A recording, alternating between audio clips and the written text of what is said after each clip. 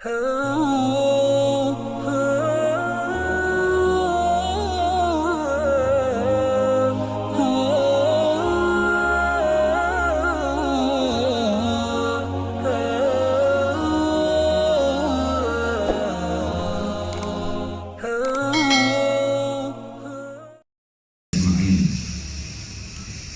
kunci adalah sadar.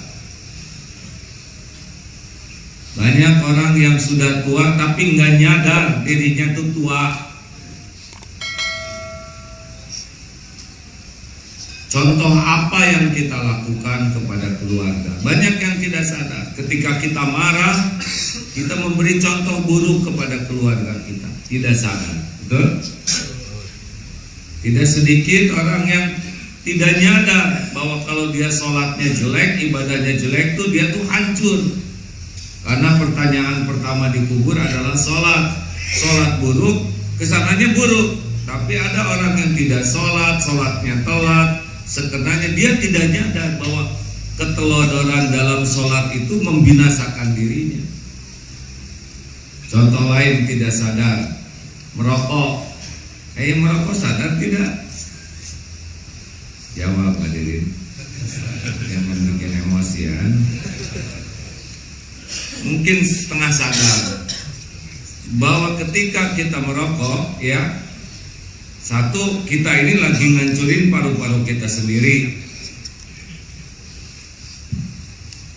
Yang kedua, kita juga ngancurin paru-paru orang. Ketiga, kita membakar uang amanah dari Allah untuk sesuatu yang merusak diri dan merusak orang. Empat, memberikan contoh buruk bagi anak, cucu, lingkungan kita, karyawan, tetangga dengan kita merokok. Lima, setiap hisapan itu dihisab. Hisab. Sadarkah tiap hisapan itu ada perhitungannya di sisi Allah? Dihitung itu berapa. 6. Dengan seperti itu sadarkah kita bahwa kita akan dimatikan dalam kebiasaan kita? Siapa tahu yang biasa merokok terus matinya tuh keselak asbab. Kita kadang merokok, saya sih tidak, alhamdulillah. Ada yang merokok tanpa dia sadar dampak yang akan dia pikul dunia akhirat. Ngobrol, pokoknya judul kali ini sadar ya. Ngobrol, sadarkah kita kalau kita sedang ngobrol itu kita sedang membeberkan aib sendiri. Kalau diam, orang tidak begitu tahu siapa diri kita. Tapi ketika kita mulai ngobrol, kita sudah memamerkan kebusukan hati kita, memamerkan kesombongan, memamerkan kedengkian, memamerkan ujub, memamerkan penyakit-penyakit hati kita. Pada waktu kita ngobrol tuh, kita tuh sedang membuka aib kita. Gini ya, Bapak lihat enggak?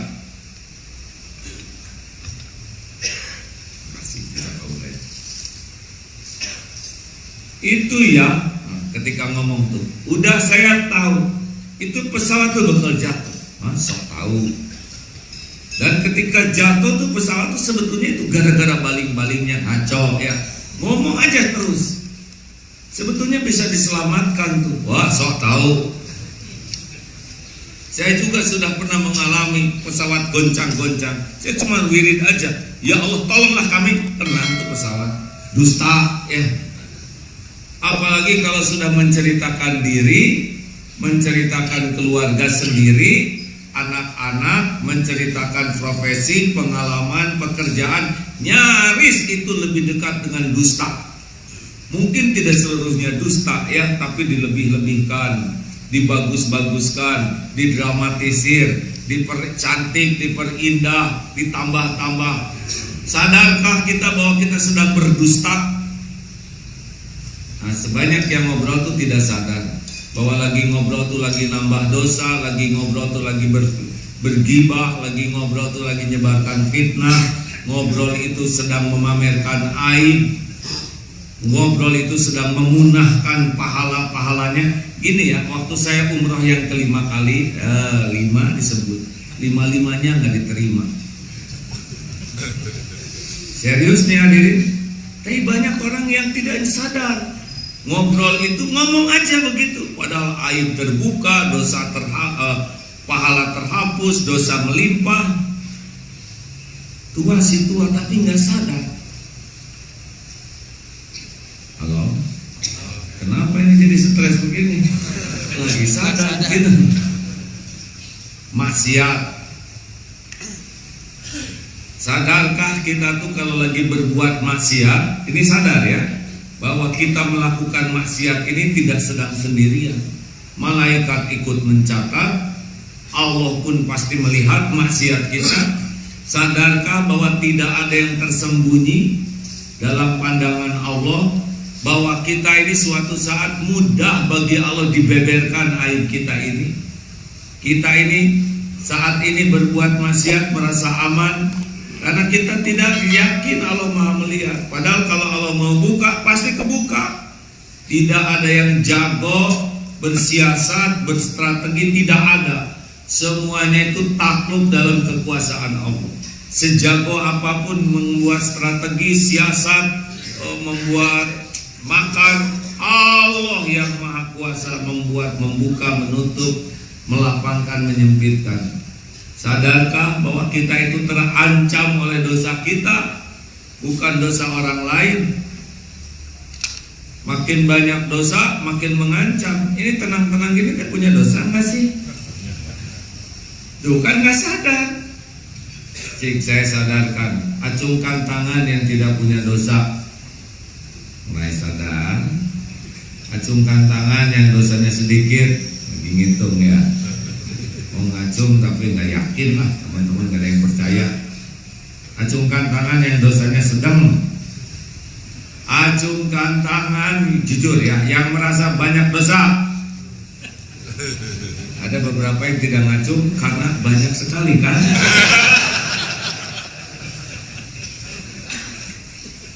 Kita nyaris tuh nggak sadar bahwa hidup kita itu terancam oleh dosa-dosa kita. Tua si tua kita ini, tapi nggak ngerti tentang hidup ini, nggak ngerti tentang apa yang akan kita pikul, alias tidak sadar. Sadarkah bahwa rezeki kita tuh cuma 3, yang dimakan jadi kotoran, yang dipakai jadi usang, dan yang dinafkahkan di jalan Allah. Sedangkan aset, tabungan, kekayaan itu cuma catatan, benar? Halo? Ada orang yang terus pontang-panting mencari uang dan tidak ada habisnya, karena dunia ini seperti air laut, makin diminum makin haus. Bukan tidak boleh pontang-panting, tapi ibadahnya jadi makin bagus atau makin jelek? Ya, keyakinan ke Allah makin bagus atau makin jelek dengan pontang-panting pentong itu? Kepada keluarga keteladanannya makin bagus atau makin jelek? Ke Allahnya makin yakin atau makin ragu? Kalau pontang-panting pentong jadi nambah iman, jadi nambah amal, jadi nambah dakwah, jadi nambah sabar, itu bagus.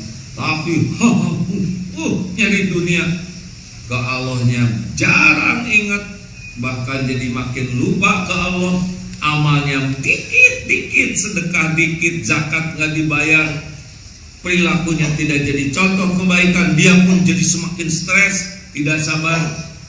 Atus mau ngapain dunia kan? Jam mati mah nggak dibawa. Sadarkah kalau kita mati yang dibawa cuma amal? Nggak, banyaknya nggak nyadar. Harusnya mah kalau dapat uang tuh langsung sadar, ini uang amanah Allah, bekal pulang sebanyak-banyaknya. Oh, ini simpan tabungan, bukan tidak boleh nabung. Lihat enggak, betul? Ini kan banyak orang kaya di sini nih. Pernah lihat tabungannya? Jawab hadirin. Ini pagi-pagi udah malas jawab gini. Pernah lihat tabungannya enggak? Pernah megang? Enggak. Pernah nyoba? Pernah pakai? Enggak. Cuman catatan aja. Stres. Bukan tidak boleh punya tabungan, tapi harus sadar bahwa rezeki itu yang dimakan jadi kotoran itu rezeki kita, yang dipakai jadi usang baru rezeki kita, dan yang dinafkahkan. Yang tabungan itu macam catatan. Punya villa, tahu nggak villa rezeki siapa? Rezeki pembantu. Mamang tuh fresh, dengan bibi tuh romantis. Kenapa penjaga villa romantis? Karena yang metik bunga itu mamang buat bibi, ya. Yang berenang di swimming pool itu mamang. Api unggun mamang, kita bagian cicilannya. Dan stres takut ketahuan KPK gitu.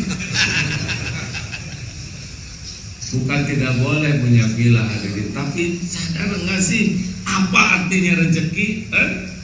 Jangan saya pontang-panting makin tua disiksa keinginan. Itu peluang, ini peluang. Quran nggak sempet ngaji, ya. Lewat karena saking sibuknya bisnis. Nggak ada tuh 1 juz 1 hari minimal tuh nggak kena. Tahajud bablas, sholat ketinggalan aja. Sadar nggak sih kita teh mau kemana? Lelaki, sadar nggak sih kita ini lelaki? Ya sewaktu-waktu sadar katanya. Kita ini bukan kucing, ya. Masih ingat teori kucing, Pak?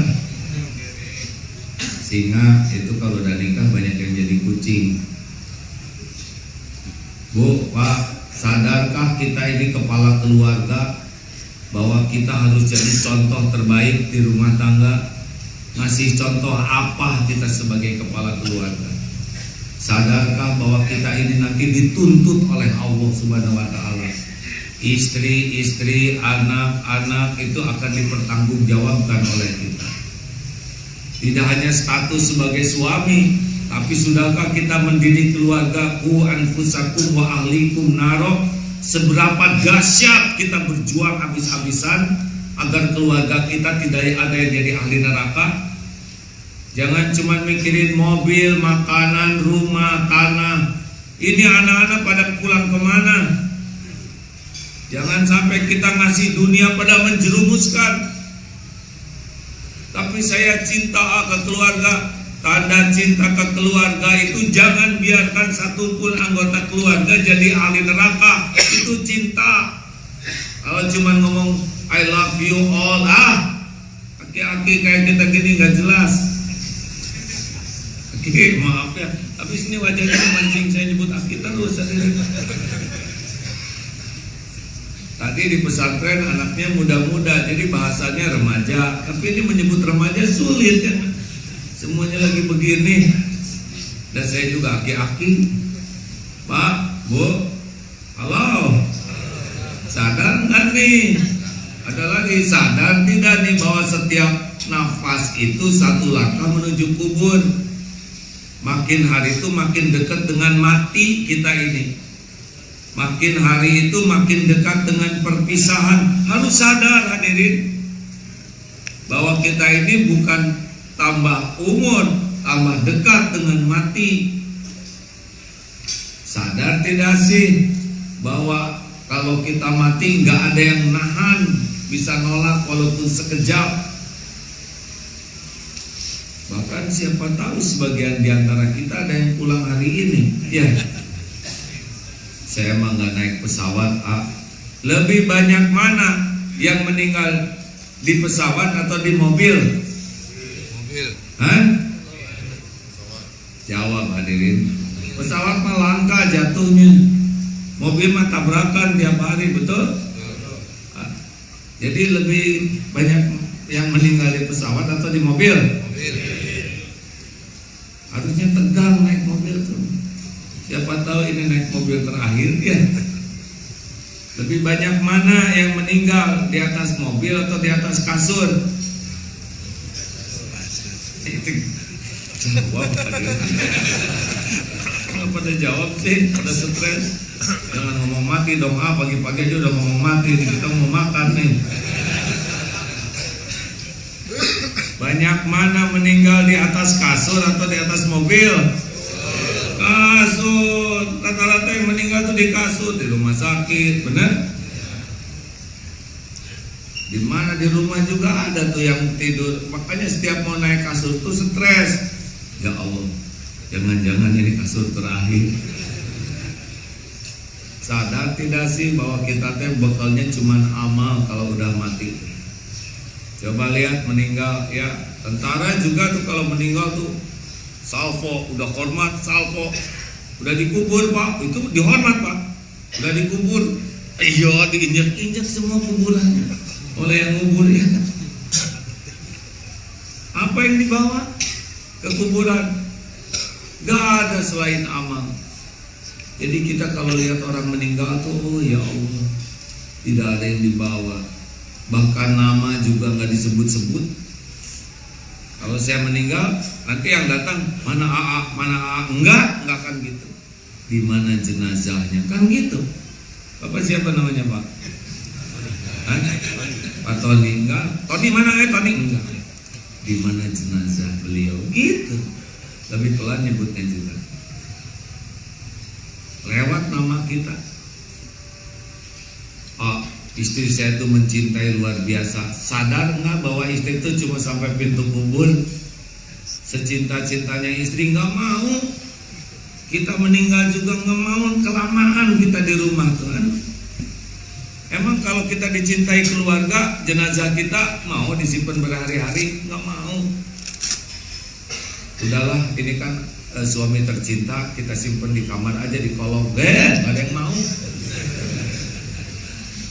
Di kantor ini adalah bos teladan, bos yang paling mulia akhlaknya. Karena beliau baik, maka jenazahnya kita simpen di perpustakaan aja. Bangsa setahun, wah itu bubar kantor. Sadarkah kalau kita udah mati itu gak ada yang menghendaki jasad kita lama-lama bersama mereka? Betul? Kenapa ada orang sombong? Karena dia tidak sadar bahwa dirinya asalnya setetes mani, ujungnya jadi bangkai, kemana-mana bawa kotoran. Itu Pak, yang lagi rapat-rapat pejabat penting tuh semuanya bawa kotoran. Maaf ya, betul kan? Ya termasuk kita sekarang, termasuk saya juga ya. Jadi itu yang keren-keren, ratu kecantikan dia bawa kotoran kemana-mana. Asalnya setetes mani, ujungnya jadi bangkai, kemana-mana bawa kotoran. Apa yang mau disombongkan model kita? Sadarkah kita bahwa kalau kita dihormati orang lain itu bukan kita yang terhormat? Kita dihormati orang lain karena Allah masih menutupi aib, dosa, maksiat, kejelekan, keburukan, kekurangan kita. Sadarkah ini hadirin? Kalau kita sadar, gak ada cerita sakit hati dihina orang tuh. Kenapa? Karena penghinaan orang lebih sederhana dibanding kehinaan kita yang sesungguhnya. Kalau orang sadar gak akan petantang petenteng. Orang petantang petenteng itu orang gak sadar. Lihat di YouTube yang komentar-komentar, banyak yang gak nyadar bahwa komentar-komentarnya itu lebih memperlihatkan siapa dirinya daripada apa yang diomonginnya. Orang yang tidak nyadar ini orang yang buta tuli. Omongan gitu tuh betul-betul memperlihatkan dirinya tidak sadar. Orang yang kayak gini tuh orang yang benar-benar gak punya ingatan. Dirinya saja yang sedang memperlihatkan. Oh, jadi hati-hati hadirin bahwa setiap kali bicara itu kita harus sadar nih, kita sedang memamerkan kebusukan kita. Seperti teko hanya mengeluarkan isi teko. Di dalam kopi keluar kopi, di dalam comberan keluar comberan. Bu, ibu-ibu belum sebut ya? Bu, lagi soalnya Bu, sadarkah ibu bahwa ibu seorang wanita? Alhamdulillah, udah gitu aja. Sadarkah ibu bahwa suami ibu tidak ada apa-apanya? Ini pertanyaan yang rumit nih hadirin. Saya juga kurang ngerti nih. Bu, ibu, awas ya. Sadarkah ibu kalau ibu menderita di rumah tuh apa sebabnya? Sebab ibu lebih banyak mengingat suami daripada mengingat Allah. Lebih banyak berharap dari suami daripada berharap dari Allah. Lebih takut oleh suami daripada takut oleh Allah. Itulah biang penderitaan para istri. Banyak istri yang menuhankan suaminya. Jadi harus gimana? Jangan terlalu cinta sama suami. Model-model ini ya, termasuk ini nggak bisa diharapin. Oh jangan terlalu gitu. Ini sudah sering ditanya jawab, Bu. Siapa yang menciptakan ibu? Diam lelaki. Siapa yang menciptakan ibu? Jawab, Bu. Siapa yang menghidupkan ibu? Siapa yang menjamin rezeki ibu? Siapa yang ngasih pahala? Siapa yang nutupin dosa ibu? Siapa yang punya surga? Kalau gitu suami ibu apa? Ayo jawab. Kenapa harus dicintai habis-habisan model kayak gini? Jawab ibu. Kenapa harus habis-habisan mikirin suami? Kalau ibu ciptaan Allah, ibu yang ngasih rezeki Allah, yang ngasih hidayah Allah, yang mencukupi adalah Allah, yang ngasih ampunan adalah Allah, yang ngasih pahala adalah Allah, yang menurunkan sakinah adalah Allah. Allah. Tapi kenapa kok jadi suami yang ada di hati siang dan malam? Model-model begini mampu, jangan tersinggung Pak Was ya. Model-model kami ini tuh la haula wala quwwata illa billah. Model-model kami ini, lelaki ini adalah makhluk-makhluk yang harus dikasihani. Doakan. Hidupnya sebentar, banyak petantang petentengnya, belum tentu selamat di akhirat. Jadi ibu kalau lihat suami itu jangan terlalu cinta, tapi ya Allah, Engkau takdirkan saya bersuami hambamu yang ini, titip ya Allah, ampuni dosanya, berikan sadar ya Allah, lindungi dari apapun yang kau haramkan. Itu lebih kuat dibanding dengan lebay di hadapan suami. Dan suami juga enak ke istri yang terlalu cinta, apa ya, nge-WA aja terus. Pagi-pagi, Papa, di mana saya? Lah saya kan di sebelah kamu. Oh iya, sorry. Sebetulnya WA itu bukan tanda cinta Pak, tanda patroli. Ya itu nggak bagus tuh yang terlalu banyak komunikasi sehingga tidak bisa menunaikan tugas dengan baik. Dan tidak nolong Pak. Kebanyakan nge-WA patroli, nggak nolong Bu. Ibu dengerin ya, kerajinan ibu nge-WA suami tidak akan mencegah suami dari tadi ya. Tapi kerajinan ibu mengingat Allah, meminta kepada Allah, mendoakan dengan mengandalkan pertolongan Allah, itu lebih berarti. Dulu aja nggak ada HP, dunia baik-baik saja, benar? Kenapa ada HP sekarang WA terus-terusan? Halo? Kerajinan ini WA, tapi hati nggak ke Allah, nggak ada gunanya itu WA tuh. Ya begitu. Sing sadar, satu-satunya penguasa takdir itu adalah Allah. Mau jungkir balik, menjerit sekeras apapun, berlari ke penjuru bumi manapun, kalau Allah nggak nolong mah nggak ada. Dagang, sing sadar, hei pedagang, bahwa yang ngatur rezeki itu Allah. Nggak usah muji-muji dagangan, nggak usah janji palsu, nggak usah bohong. Allah yang ngelihat. Pembeli itu bukan raja, kecuali kalau yang belinya Raja Salman. Selebihnya pembeli cuma makhluk Allah yang mengantarkan rezeki kita. Wah, ini banyak pedagang yang lain. Sing sadar, rezeki itu nggak akan ketuker. Apa yang untuk kita nggak akan ke sana, apa yang untuk sana nggak akan ke kita. Allah tuh tidak bingung ngatur rezeki hambanya. Buktinya kita jalan dengan domba di lapang. Yang senang lihat rumputnya domba, bukan kita, ya kan? Kita senang lihat dombanya kan gitu. Halo? Sing sadar yang ngebulak balik hati ini adalah Allah. Kita tidak perlu jaim ingin disukai orang. Kita tidak perlu jaim ingin dikagumi orang. Percuma kalau dibalikin oleh Allah hatinya enek mah enek aja. Enggak perlu pencitraan, enggak perlu acting, just the way you are. Apa artinya?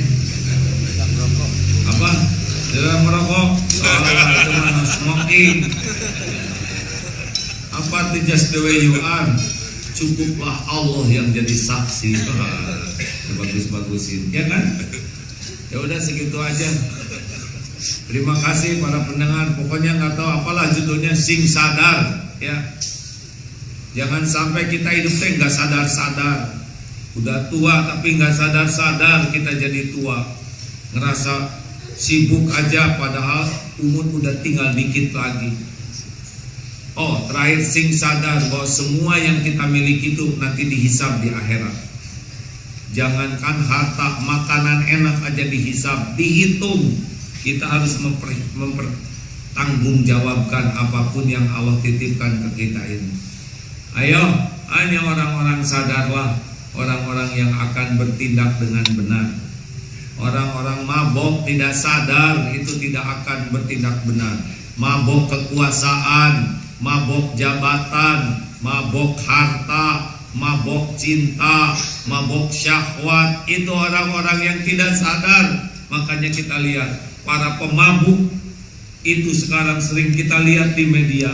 Gimana sikap yang mabuk kekuasaan, mabuk kedudukan, mabuk harta. Koruptor itu pendidikannya tinggi tapi nggak sadar hidupnya karena mabok terhadap kekayaan, mabok terhadap benda-benda yang mahal mewah. Lihat kualitas manusia, kemanusiaannya jadi turun sekali. Mudah-mudahan ceramah dengan judul Sing Sadar ini menyadarkan diri saya, apalagi posisi sebagai penceramah ini harus luar biasa sadarnya. Jangan sampai cuma bisa nyeramahin orang tapi dirinya sendiri nggak sadar. Jangan sampai cuma ngebagus-bagus kata pada kelakuannya nggak bagus. Dan ini pun harus sadar. Jadi guru, jadi ustadz luar biasa harus sadarnya. Kabura maqtan indallah an taqulu ma la taf'alun. Amat besar kemurkaan di sisi Allah bagi orang yang berkata-kata yang tidak diperbuatnya, bagi orang yang ngajak orang lain berbuat baik padahal dia tidak melakukannya, bagi orang yang mengajak menyuruh orang lain jangan berbuat maksiat padahal dia melakukannya. Nauzubillahi min dzalik. Hadirin sekalian, itu babak pertama.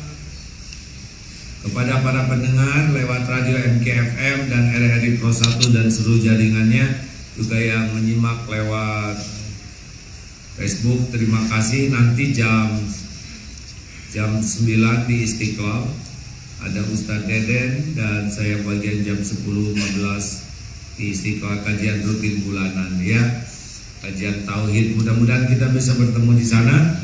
Sekian, subhanakallahumma wa bihamdik, asyhadu alla ilaha illa anta, astaghfiruka wa atubu ilaik.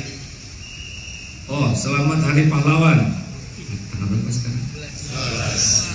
Ini tetap hari ini juga pahlawan, ya. Pahlawan itu adalah orang yang merindukan pahala di sisi Allah. Makanya pahlawan artinya orang-orang yang ikhlas. Sepanjang merindukan pujian, penghargaan, kekaguman dan balasan dari makhluk, belum disebut pahlawan, tapi baru riawan. Maksudnya yang rijak gitu, ya. Maaf Pak Riawan, maaf. Nggak boleh salah ngomong, harus sadar terus. Jadi kalau kita mau jadi pahlawan siapapun, kata kuncinya adalah berhenti berharap dari makhluk. Jadilah pahlawan, hanya mencari keridhaan Allah. Tapi sepanjang mencari penilaian, pujian, penghargaan, belum bisa jadi pahlawan. Toh dikasih imbalan oleh negara, asal dia tidak berharap, insya Allah masih tetap mengandung. Assalamualaikum warahmatullahi wabarakatuh.